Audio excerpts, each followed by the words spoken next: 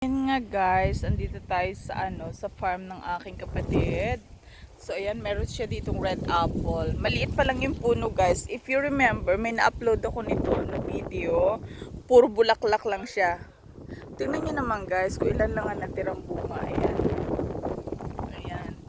Medyo malakas ang hangin. So, ayan.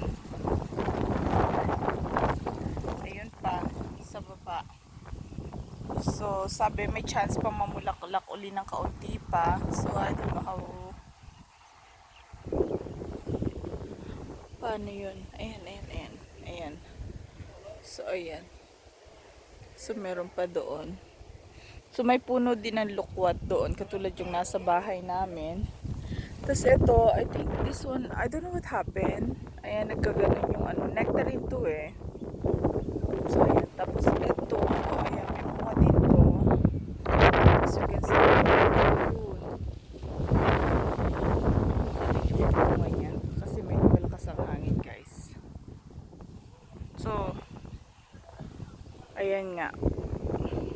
Dito tayo sa country farm. So, medyo may okasyon tayo dito. So, ayan siya. Yung mga baka hinahanap ko rin. So, ayan yung bahay.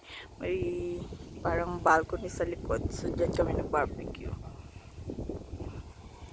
So, doon yung nagtatanim. Minsan yung dinadala sa akin mga gulay. Malawak kasi yan hanggang doon.